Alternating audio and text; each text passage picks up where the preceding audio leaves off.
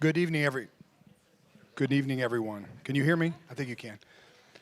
My name is Eric Phillips, Economic Development Director for Marysville, Union County. Thanks for coming tonight. This is our 6th edition of the speaker series, and I must say we have some very thoughtful, impactful, and very important leaders tonight to talk about our community. So these leaders collectively do some great things for our community, and it's going to be an exciting panel. They're going to talk a little bit about their business and about growth and prosperity and what it means to the community, and that's really the focus of tonight's session. Tonight we have Chad Hoffman from Richwood Bank. We also have Beth Sanders from LifeBio and Bruce Daniels from County-Marysville, Leon's House of Spirits, and many other things. So, and Hanna Brown from the hospital, who is going to be the moderator this evening. But again, a very exciting panel. You don't want to hear me talk anymore, so I'm going to turn over to Hanna to basically introduce herself and maybe the panelists and go with the panel discussion. So thank you very much for coming. Yeah, thank you all. Thank you all for joining us this evening. We're going to be talking about the importance of growth in our community and the impact it has on our local businesses. And as Eric mentioned, my name's Hanna Brown. I am the Director of Business Planning and Growth, I always like to throw that in, for Memorial Health. I live here and work here. I've lived in Marysville for almost 5 years and worked here, started in 2013, so 10 years ago. So I absolutely love this community, and I just can't say enough good things about it. I just love where we're going. And you'll learn very quickly that I am an advocate for growth. I could literally talk about it all day long, but I am from a very small town, southern Ohio, way down yonder, Pike County to be exact, and I think about it all the time, the fact that I chose to leave what is now considered one of the poorest counties in the state of Ohio, and I chose to plant my roots in what is now one of the fastest growing and most thriving counties in Ohio. So I just think about how lucky I am, how lucky we are all to be here, to have a community that supports us and rallies for us and really just gives us these opportunities to have our voices be heard and learn and understand. And so you'll hear me talk about being an advocate for growth, but I also absolutely understand and completely respect the fact that not everyone shares that same sentiment. Right? Not everyone is pro-growth, and they have their reasons. And this type of platform is where we all come together and we talk about those reasons. So Eric called me a couple weeks ago and asked me if I'd be willing to do this. And quite honestly, I was like pumped. Yes, absolutely. I can literally talk about this all day. But also, if I can be vulnerable for a second, it kind of scared me, just because I see the things on social media and I hear people talking in the community, and sometimes they're not very nice. And just having the opportunity to really just collaborate and come together at the end of the day, I think that's what our goal should be. Really collaborate and work together to strategize ways in which we can just control this inevitable growth that we're experiencing. I mean, it's literally up to our eyeballs, and the fact is it's not going anywhere. So we can either choose to work together to understand it and figure out how to manage it as best possible, or we can manage the chaos after the fact. So now, having said that, I encourage you all to please just have an open mind, ask questions, share your thoughts and your opinions, but please do so in a respectful manner. Let's turn it over and introduce our panelists. Beth, I'll start with you. Just tell us a little bit about you and the businesses that you represent. Hi, everybody. I'm Beth Sanders. I'm the CEO of LifeBio, and it is a software company based here in Marysville, Ohio. Born and grown here in Marysville, Ohio. It's a good place to raise a company, a good place to raise a family. And I'm glad to be here today. I grew up in Erie, Pennsylvania, on a street called Loveland Avenue, and we had a beautiful community there, and I got a lot of lessons and saw that in action there. I actually grew up farming with my grandpa and my dad and my family. So I was raking hay when I was 9 and baling hay, and so I love the agricultural roots of our town, and I also love the good the business of farming and the business of business and growth. And so our company now has 40 employees. We're based. Our office is right next to the Domino's Pizza and the Sheets, and we are a distributed company. So we have about 15% of our employees actually work from the office, the rest work from home. 50% of our employees work in Union County or Franklin County, but the other 50% are in the United States somewhere else. They're in Florida, they're in Alabama, they're in Texas.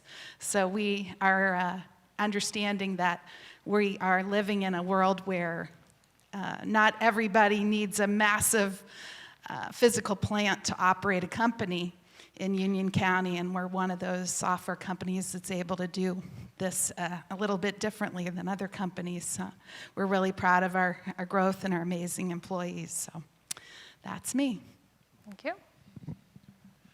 Good evening. I'm Chad Hoffman. I've been with Richwood Bank for 30 years this year. And when I started, I was employee number 24, and we had about $68 million in assets. And today we have, Becky just told me, we're at 217 employees, and we're just a little bit over $1.1 billion in assets. And it's been fun to kind of grow with the community. When I started, we just had offices in Richwood and Plain City, and Marysville was our third one. So, you know, we have over 50% of the deposits in Union County, and that's been a fun thing to be able to do. Expanded into Delaware. We're in Marion County and LaRue, over in Logan County, Bellefontaine, and Huntsville, and then down in Springfield as well. We purchased a bank down there back in 2018. So that's caused the growth, but over 160 of our employees, you know, work in Union County. Now, Eric, I'm sorry, we do have one employee that works out of the state up north. It's one of our IT people, so, and we still call it that, right? We just say it that way. And we actually have another one that works out in Iowa. So we have also taken advantage of some talent that sometimes can work, you know, fully remote. But the number one complaint, and I know this, we're going into this, but the number one complaint from the bank, from our customers, is lack of employees.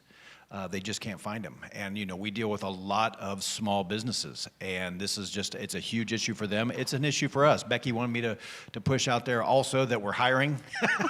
We're always hiring, sorry. I think she said we hired 61 people last year and 64 people the year before. So, you know, the hiring continues to take place, but it is difficult and to find those. But what's been nice for me is I grew up in Union County, went to North Union, graduated from there. We don't have to talk about the year, but you know, Union County has always been home for me. My family farms about 4,000 acres up in the northern part of Union County, and I've just always been able to live there.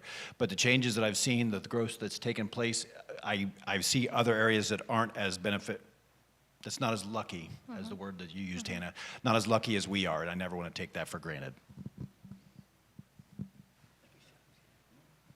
Hi, my name is Bruce Daniels. I guess I should make a confession tonight, Eric. I was born in Michigan.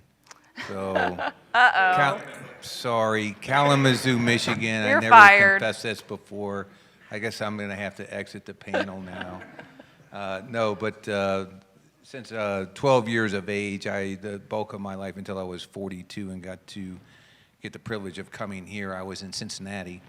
And got to have the privilege of coming to Marysville in 2005 when Honda decided to have an Open Point, the new Honda store. And luckily got selected to receive that opportunity. I don't want to break your record because you have a bet on me, don't you? Yeah, so let me just preface this because this is perfect timing. Thank you for doing that. I have set an alarm on my phone for 6:15. And I told Bruce, I said, I guarantee when my alarm goes off, you will be the one talking. So let's kind of ruin that. How about we're going to see. I'm going to hold him to it. But just real quick. So we had the privilege of starting here in 2005. When we opened Honda Marysville, there was 17 people. I was one of the 17 that was there. Kind of crazy to think back at that. Joined the chamber right away with Eric and Rick Shortell and a number of other great friends still today. But immediately had a passion for the downtown, probably a year or two after that. But anyway, Hanna-Marysville today has 222 associates at it. It's 8th in the country, and we plan on taking it to #1 by 2025 if we can possibly pull it off. And as you've probably seen, a lot of construction going on out there, and to try to take it to a level that hopefully nobody's ever seen before. And with the other, with a new relationship with Rick Crago. In fact, Rick, we met shortly after '05, and I realized the Ohio State football was shutting down all car sales on Saturday and was not used to that, so I was dying, and Rick helped me out. We had tailgate parties so we could sell a car or two on Saturdays. But we established a really good relationship back then, and we've been friends ever since. And luckily, we were able to partner up with create Leon's Garage, which kind of came out of a debacle. But now we got Leon's Garage and the House of Spirits and a number of other businesses. Right now, we've grown to just shy of 800 associates that we have on our team, and so business has grown quite a bit, and family's grown quite a bit, and life's grown quite a bit. But I think the thing that you guys have probably heard me say a million times, so I won't repeat it too much here, but this is a special community. It has done very special things, I believe, for you and for me equally, right? We live in a wonderful place, and I know we hear the noise, and we hear the opinions on social media, but I think it's our opportunity as leaders of the community to start change from perceptions to realities, right? To a little bit of reality, and start to educate the community on what's really going on. I was at a meeting not too long ago with Eric and a few others, and we were talking about things, and we were talking about controlled growth, right? It wasn't, I think sometimes the perception is things are going to grow and grow like crazy, right? Like crazy stuff. And what we're talking about is 3 individuals a day join Union County or added on or into the family of Union County, right? Residents. 3 a day is manageable. We can manage that. We can lead that. And the other key thing I think would be critical for some of the noisemakers to understand is, my understanding is there's over 75 of the 88 counties that we have, it is 88, isn't it? Mm-hmm. That are moving down by at least 3 people a day. So it's kind of like, what do you want? Do you want that or the other? And I think we want growth and development. And I'll turn it back over to Hanna with this. Our challenge is, I'm sure, a lot like yours and a lot like everyone's in this room, is associates, right? Getting a quality associate so we can serve our customers the way we need to. And I think the #1 thing we should do for our associates, because I mean, that's what we do, we serve them, right? If we serve our associates right, employees, they'll do a good job for the customers.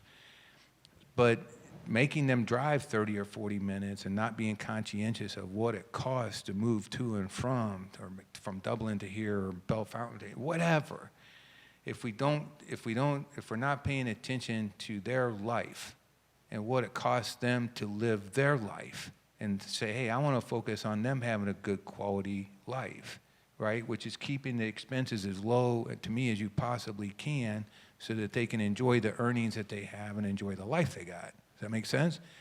And we have to have, in my opinion, rooftops and different elements that go with that to create that life for them, to attract them here to continue our growth.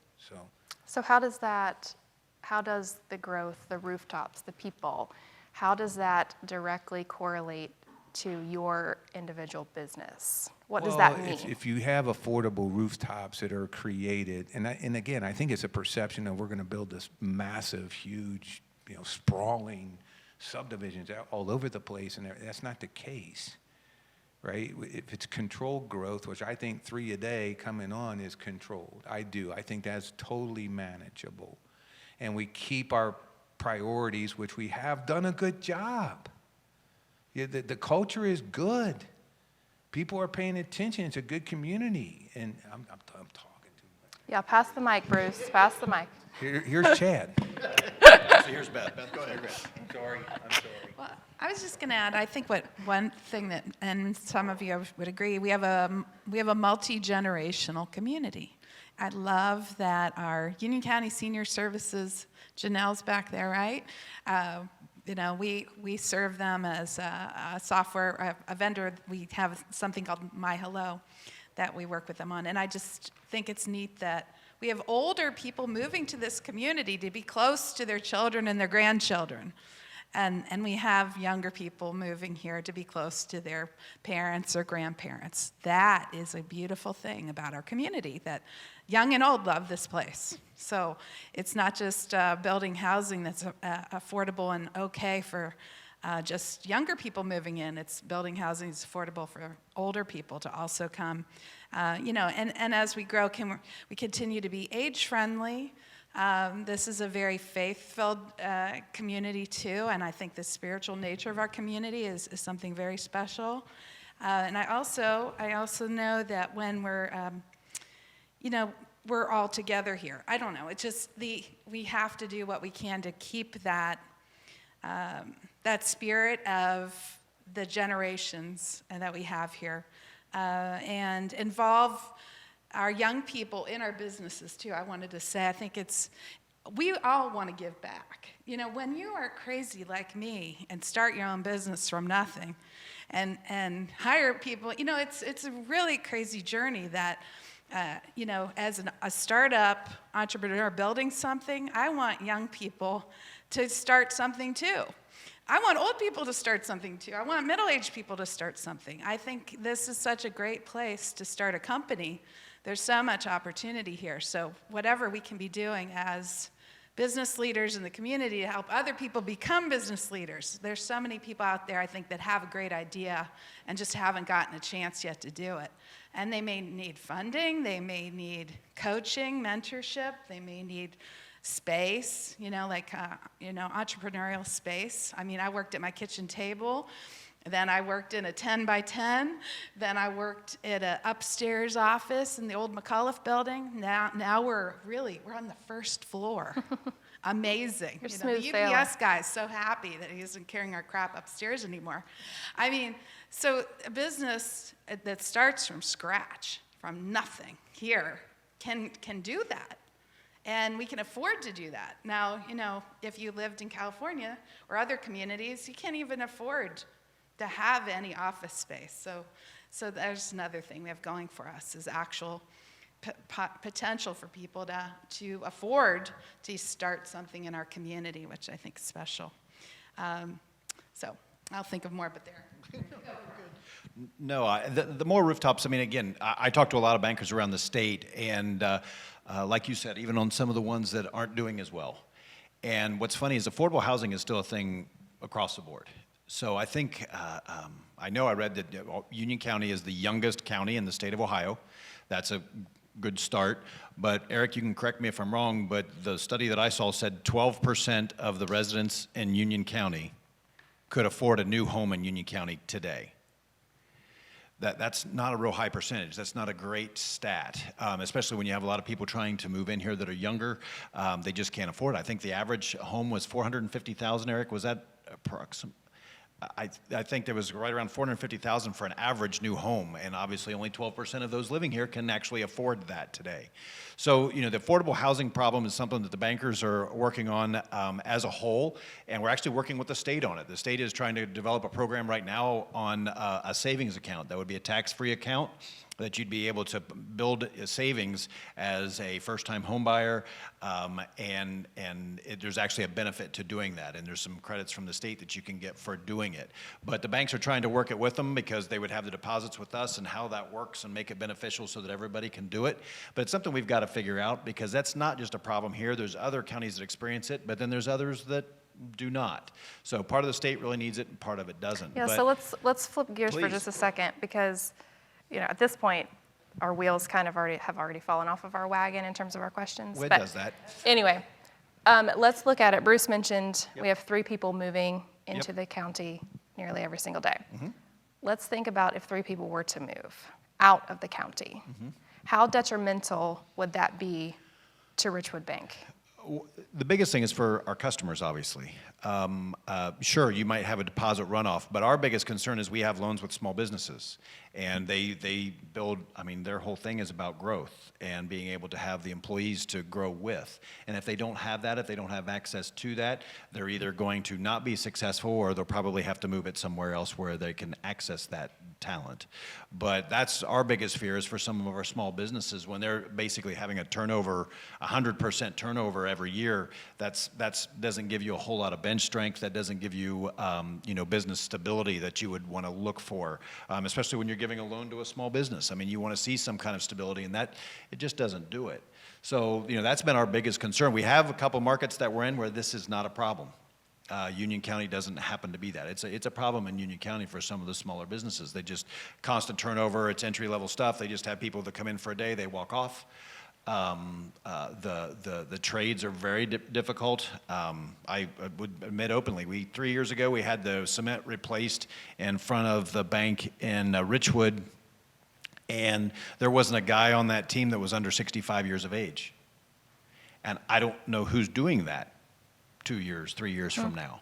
And so I asked them, I said, do you ever bring on, some younger people to be able to do it? And they said, yeah, they last for a day, day and a half, and then they're gone. You can't find them. And you just can't find them to do that. So that's the thing that concerns me as a financial institution, as a business, is do we have the ability to access talent here?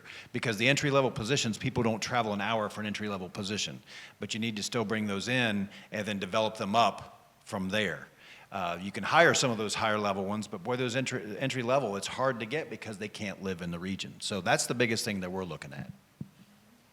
I think it's important too. I was talking if you look at the relationship with business and education, right, and increasing and strengthening, which we've all worked hard on and we're getting better at. But if you think about it, I was talking to Diane today. I'm like, look at all the human capital potential that you have to offer into our future. But I think sometimes, too, if you take a good students or good people just in general, if they don't have reason to start their career here or to have their career here for ones that are older, then they're going to search for other opportunities. They're going to be like me. They're going to leave home places. and they're never going to look back. Right. So I think that should be our number one goal, is to me, is like break down the silos. It seems to me like sometimes, I'm not trying to be critical, but there's too many silos. Is break the silos down and realize that the education, the business, the public, the private, however you look at it, to work together to say, you know what, if we can offer life, quality of life. Quality of life is affordability. It's, I can't go down to faith thing because you get in trouble for that, right? But people who live by the golden rule, how's that? It's a community that lives by the golden rule. It takes care of each other, and it makes sure that you offer affordability and things that make it easy to live here. The entrepreneurial spirit exists. The want to succeed totally exists, totally. So all we got to do is just figure out how can we serve our, I call them associates, but how can we serve our community citizens with a great platform so they can succeed. I mean, most of us in this room, I'm certain, were not born into, well, at least you started at the bottom, right? And you worked hard to take each step of the way. But if your stairway didn't have a couple steps in it, which is something you can afford to live in or afford a community you can afford to be a part of, you would have to go somewhere else. And I think that's our opportunity.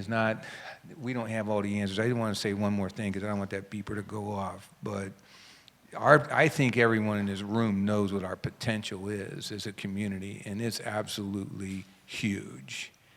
And the thing that I would also like to say that Beth had alluded to before here, you can't give what you don't have, right? And there's a bunch of giving people in this community. And if business doesn't succeed, in my opinion, it's just an opinion, if business doesn't succeed, if we don't succeed, if our community doesn't succeed, we don't have the means to give back. And that's what I think we're ultimately here to do. We're not here to serve ourselves. We're here to serve other people. And you are given the gifts by the one that created you to go do something with those gifts to take care of people. And I know that everybody that I've been a part of in this community has that exact same mindset. So, sorry about that, but I think it's important we come together to address what we know is right in front of us. It's not easy, but we can do it together, and over time, with controlled growth over time, look what's happened so far. Well, how do we do that, though? What are some initiatives and projects that you feel are key to ensuring I'm going to turn it long-term back over to success? Beth and Chad, because I think one of the biggest things I'd like to see is everybody stop fighting and take those silos down. To me, sometimes I worry so much about what your situation is or your entity. Am I saying? I don't want to say specifics. Is wait a minute. If you will work together with the different, say, schools and the city and the chamber and there's a whole bunch of them. If they work together for one common cause, we will solve it. And I think, and I promise I'm shutting up right now, the one key element that I think the United States needs, the state of Ohio needs, and we need is just to simply put respect into our lives. It's something that we give to other people, right? It's not a matter of disagreeing.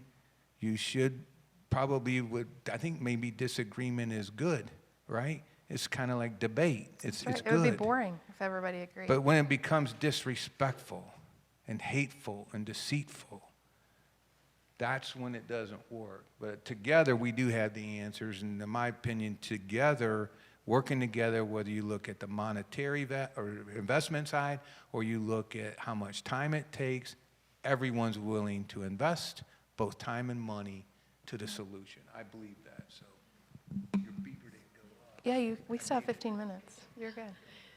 I was just going to say, going further, what you're saying, Bruce, and by the way, thank you, Bruce, for all the things you do to give back to this community.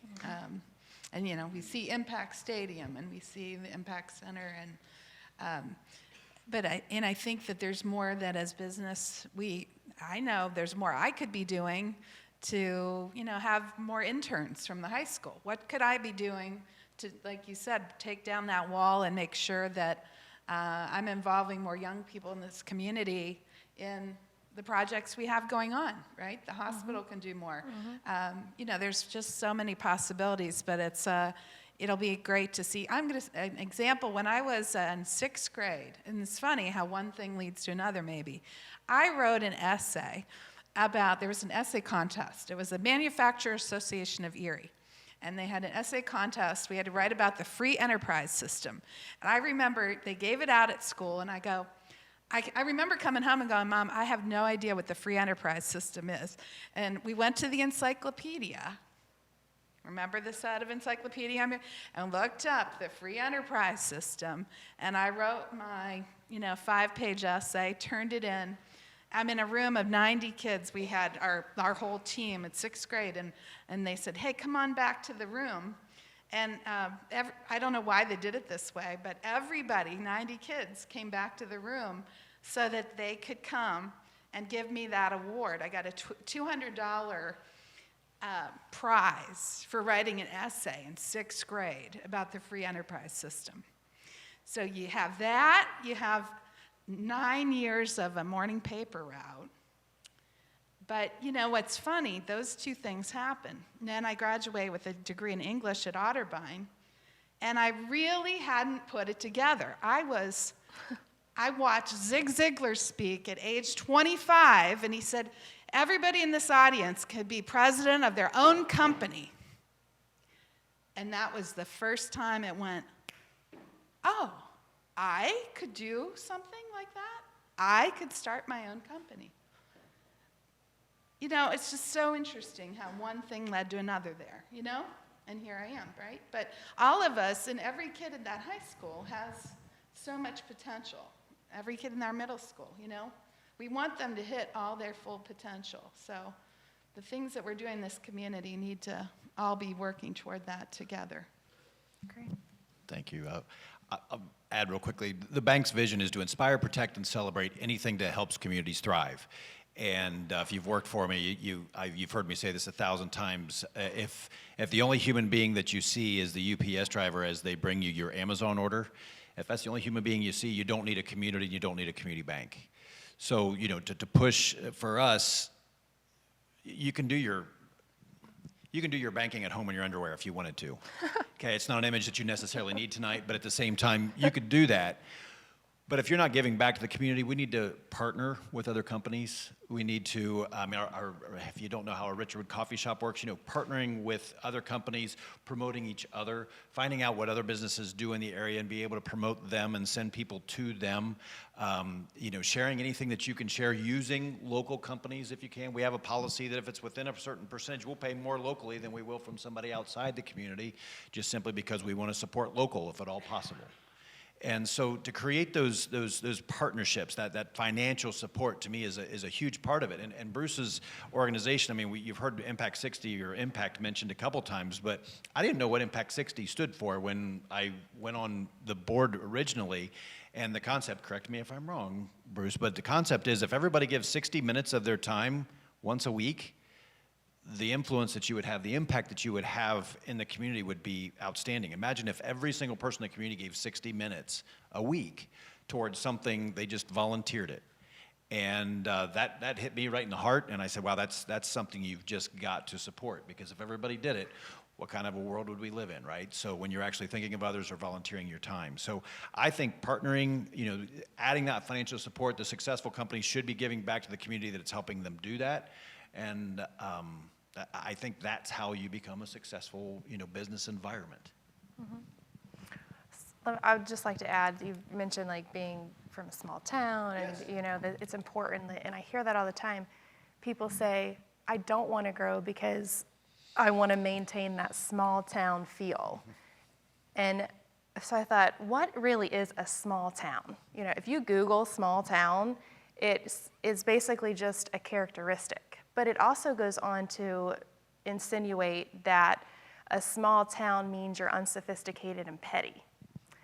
And I thought, I guarantee, like, we're better than that, right? Like, I guarantee if you feel like you want to maintain that small town feel, you're really talking about the charm. You're talking about going to the bank or going to get your car serviced, you know, that going to Leon's and going out to dinner, whatever the case may be. I see people at Meyer all the time. Like, that is what attracted me to this community. It's the people. It's the camaraderie. It's the fact that I can, sometimes, granted, I don't want to run into anybody at Meyer because I just rolled out of bed and have my sweats on, but it's genuinely what makes us a small town community. And so I'd be willing to bet that those people that are against growth because they want to maintain the small town feel would take offense to somebody assuming that they're petty or unsophisticated, because we're not, right? We are so much better than that.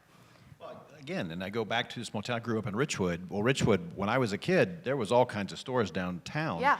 And now there's only a couple. Yeah. I mean, there's only a few. And, you know, that stinks because we've lost that opportunity for, you know, the small business to thrive in the downtown. Again, we've got some, but it's not near what I had as a kid. You could get almost everything you needed in Richwood someplace. And now you can't. You have to travel outside for the most part, you know, from a grocery store to furniture. There were furniture stores, clothing stores. We don't have that. So, you know, to lose that, you know, hurt our community, because now we have have Yeah. to travel quite a bit. Yeah. I remember thinking going to Marysville or Marion, that was a long distance when I was a kid. And my kids wouldn't know anything about it because that's what we had, what they had to do as kids. Whereas we just ran to Richwood and back, that was a 10-minute Yeah. turnaround. So, to me, you can't stay the same. You're either growing or you're shrinking. There's no possible way of staying exactly where you are. And with that, you just, I think that growth with intention, the controlled growth always worries me because when people hear control, they think you're controlling something about Yeah. them. So I like the whole, growing with intention, that, how you want to grow. You want to grow in a specific way, a specific place, traffic flow, however that works. But, I know there's plans. The city has plans. The county has plans. Working together with the businesses and creating those partnerships are going to be a huge part of making it successful going forward. Sure. All right. Oh, really quick. Yep, I just yep. want to say infrastructure-wise, I think anything for, Wi-Fi and keeping those things going. And also, I love biking. I love hiking. I love that we're getting these, parks and things connected to each other so we can, I know my kids and I want to not have to drive so much, right? Yeah. In at least in Marysville. I love here. I can And literally so- get in my car from my house and go take my dog to the groomer or go to the doctor or go to eat. I can be anywhere in 7 minutes, and I love that. All right, last question. I'll ask you each to weigh in on. As we look ahead, what is your vision for the future of our community in terms of growth, development, and overall prosperity? Beth? Oh, no. I'm going to let them all weigh in, and I'm calling on Bruce last, so he... He's trying to get him on the 6:15 mark, huh? All right, just making sure, okay. I think we're on a pretty good track, and I hope it just, continues, like I said, infrastructure, keep that going. I want all these Richwood and the Milford Centers and those to have things in those towns. I can't understand, as I'm biking through them, I'm like, why is there nothing here? I wonder if it is. Once we get that infrastructure in place in some of these places, will these spots, because small businesses do need a location, but they also need reliable, high-speed internet. So once that's in place, I think that these little towns can make a comeback. Again, I go back to the growth with intention. I just think we need that balance of housing options, employment opportunities, and even those community support programs, that everybody can have access to and can be helped with whatever issues or, things that are going on in the community. So I think that's a very important part of making sure that those services are available. I thank Bruce for arranging for this, to bring some arts to Marysville, to bring this back so we can have a venue like this, to have that. I think that's things that as you continue to develop as a community that you can do. So that, again, it's just always in that balance. Because I have seen communities that have grown too fast and get outside of probably their wheelhouse. But if you keep that balance of the options and employment opportunities, to me, that would be the perfect place. Guess I'm gonna lose. No, I just listening to both of your comments and just thinking in general, this isn't gonna come out right, but I think what I feel is the best thing about this community is, and whether you look at the business you're in, obviously I'm in the automobile business most of the time, bank, whatever business you're in, there's other people that are in that same business with you. Whatever community you're in, there's other people in their communities. And I just wrote this down, and this is going to come across a little edgy, I think, but you either got self-centered, egotistical takers, or you got successful givers. And this community is filled with successful givers. And I think it's important that we keep that people that are you, me, us, we keep us in that lane, right? Because you can't give what you don't have. And when it starts to become a struggle, or you can't make it work, or you can't make your business work, and you can't make a profit, right? You cannot sustain employing people, you can't develop, and so on and so forth. And schools, taxes, I mean, it all kind of goes together. So I guess maybe my pitch tonight is we have the hard stuff figured out, in my opinion. It's a group of people who are givers who are quality people. That's the hard part to figure out, right? So you got half a bunch of egotistical crap faces versus givers, then you got a little tricky situation. We don't have that. All we got to do, in my opinion, is take the silos down and start respecting each other and say, hey, how do we work together? We have to agree with you, have to agree with me, and I don't have to agree with you all the time, but I should respect you, and I always will. I should always tell the truth, and I always make it my job to serve someone else first. And just one last thing, like Chad was saying, and like where Impact 60 came, I'm like, look, you get 168 of these hours a week. We all got the same, right? Like you don't get 169, I got 162 or something. It's 168. You're supposed to sleep 56 of those, right? Which I never can do. It's like 45 or 44. And then the rest you have left, right? And if everybody, like Chad said, would just give 1 hour, thinking about that, all your community leaders, how many we got now in this? How about 56,000? I realize some of them are newborn and some are senior citizens. They got other activities going on. But if you just think about 50,000 people giving an hour a week towards becoming a team and doing what we're talking about doing, I think it'll work out pretty cool. I was just going to say this. Look at this audience. I mean, we're up here I'm looking around going, look at this team. It's good. We're in a good place with our givers of our community. That's it. Look at that. 6:14. You did it.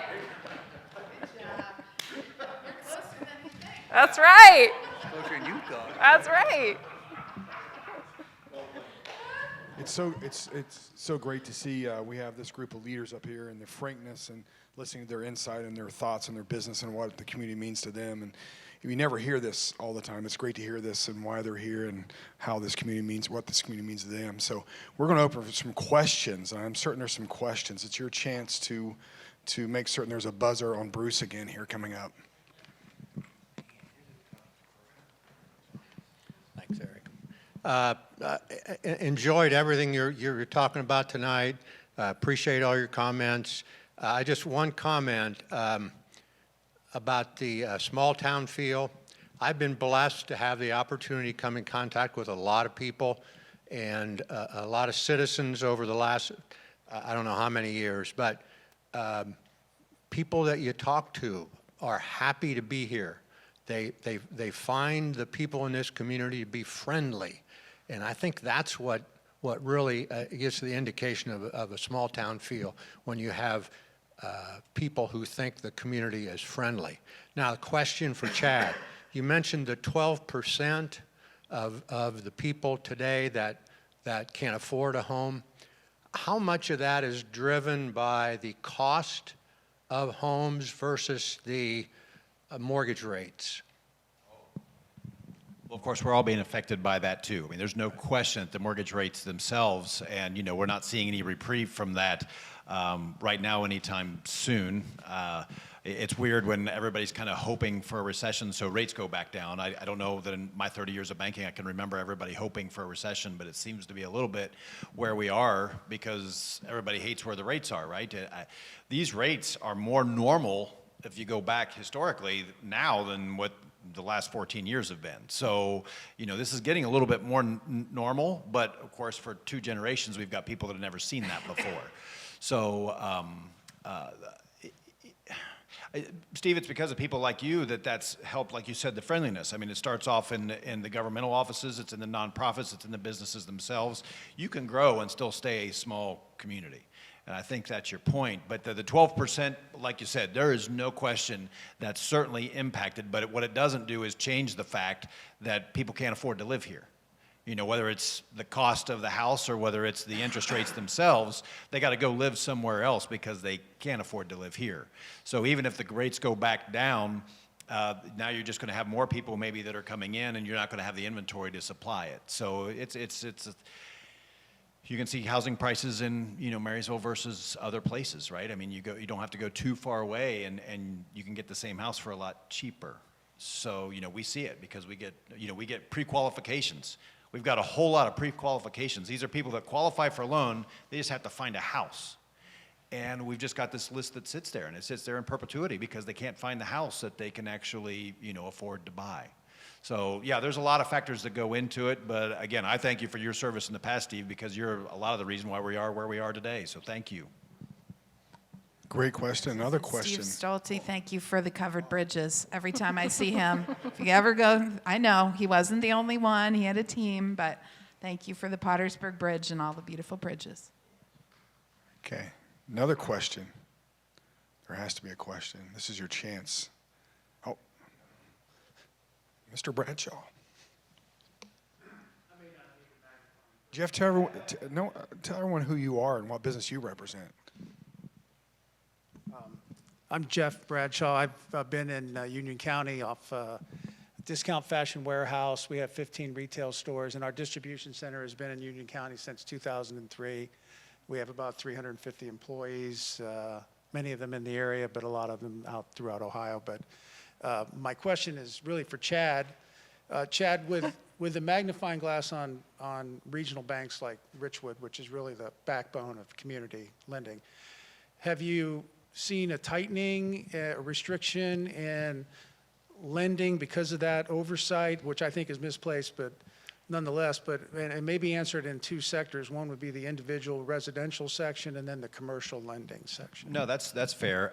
What's nice is, again, that there's the regional banks. The regionals are, and again, I'll throw them out because I don't mind throwing them under the bus. The Huntingtons, Fifth Thirds, PNCs, the community banks is a different model. You've got the mega banks, that's your Chases, your Wells Fargos, then your regionals, and then you've got the community banks. And community banks can get big. I mean, they can get up to 5 to 10 billion and still be considered a community bank versus that regional size. But there has been a lot of attention to it because their business model is different. What's nice about us is we are completely locally owned. I don't have any institutional stockholders. I don't have anybody on Wall Street that owns our stock. It's all community members. So it's members in each of the communities where we are. We have stockholders. They're the individuals that live there. They're the farmers. They're the business people. When we have a stockholder, we have about 900 stockholders.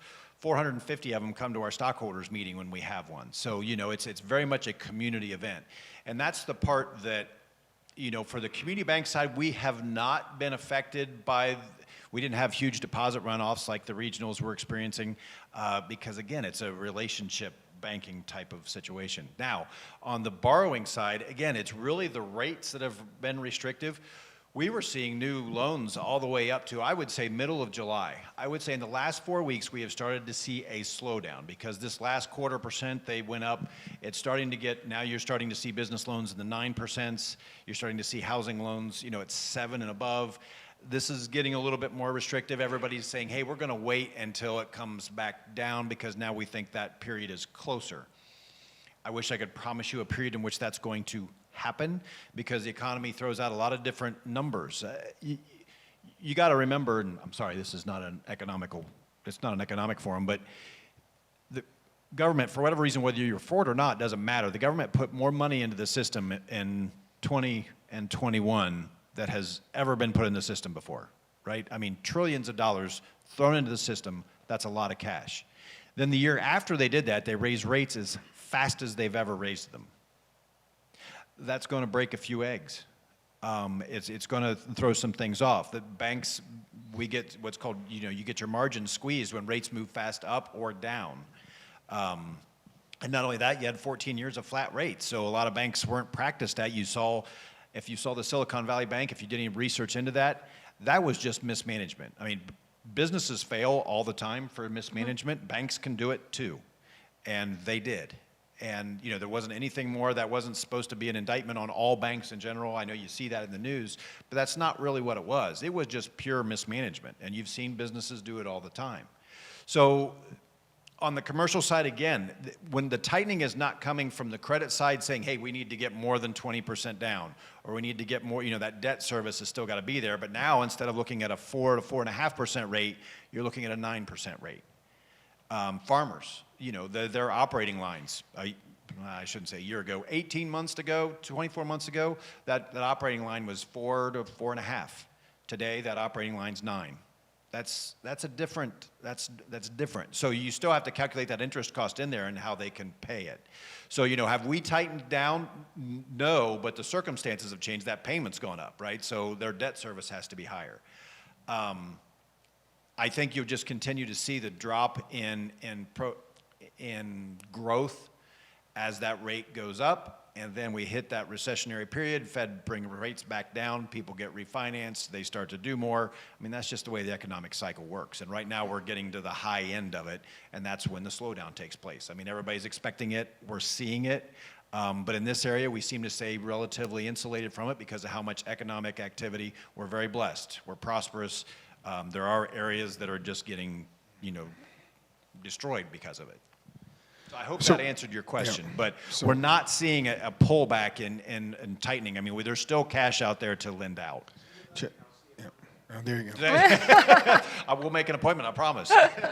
Chad, and we're going to have one session with Chad just to talk about the economy and so forth. You do such a good job, Chad. The other thing, back on the development aspect, the latest figures show that Columbus has slowed in its population growth. It's hard for us to believe, but the last 5 years we have slowed, and we may not be the fastest growing metro in the Midwest when the new data comes out, because we're not building enough houses, and that's another reason why we can't keep up. Austin built, I think, 45,000 homes last year. Indy actually built more homes than we did. In Columbus, we only did 13,000, so we're being beat by our peers by building houses. That's another problem, too. Yet we have all these announcements with LG and Honda as well as with Intel. We're not building enough housing for that. And Licking County is in the epicenter of this. And if we don't build housing, we're not going to have the workers for these employers, and that's a huge concern too. So with that, any other questions about growth, prosperity? Mr. Greeter. Eric, I did have, as you're walking back there, was cute. I flew back from Wyoming today. Literally got back about 4 o'clock this afternoon.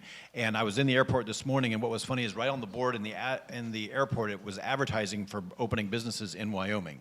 It said they had there was no corporate tax, there's no inventory tax, and there's no state tax. And they said, move your business here. So it's states like that, they're dying to get the kind of growth that we're experiencing, and we've got all those taxes. But it's to see states like that are trying to really build their businesses. I mean, it's something that was weird for me to read it. Hi everyone, I'm Steve Greer. I'm a technology professional right here in Marysville. It's not a question, it's a data point to support exactly what Eric just said and to support the concept what the panels laid out. Rooftops are so important. And we talked about, okay, Columbus slowed down. That's not good. We need Union County to speed up. I was at a Mid-Ohio Regional Planning Commission event, and they talked about how Franklin County has 102 rooftops, homes, for every 100 families. And that's why Columbus is starting to feel the pressure. In Portland, it's 96 rooftops, 96 homes for every 100 families. In Los Angeles County, and no one wants to be this, 92 homes for every 100 families. So exactly to the point everyone's making, it's so important to keep building homes. So just a data point to support everyone's concepts tonight. Great, thank you, Steve. Any comments from the panel about that comment? About housing in general? Okay. Any other questions? Come on now, you guys are better than this. Dave, you got a question? So, well, we thank our panel. Let me first say that we are blessed to have these leaders in our community. They do so many great things for the community. Let's give them a round of applause for all what they do for us.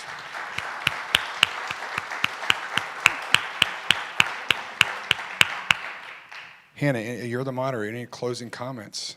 No, thank you all for coming. I'm proud of us. I'm proud of you, Bruce. 6:26. We're actually early for the Bruce We're Daniels meeting. early. This is awesome. It is. It's great. So great. Again, thank you to the panel. We do have another session coming up on September 20. We actually have Brian Beard from NMEI Honda Logistics, as well as Chrissy Ernst from Nestle, and also Adam Skrig from Fairbanks Schools. They're going to talk about workforce and the challenges we're having with workforce. I just looked at some data points on the Ohio Means Jobs website, and some of you get sick of hearing me say this. We have 9,000 jobs available within a 20-mile radius of Marysville today. That's basically all of Marysville. What's even scarier, we have 600 engineering jobs within a 20-mile radius of Marysville today that are left unfilled. 600 engineering jobs. And so those are scary stats as you think about the need to fill these positions and what we do going forward. We talk about chip issues and supply chain issues, but also we have a major workforce issue, so it's difficult to get workers in the workplace to actually work.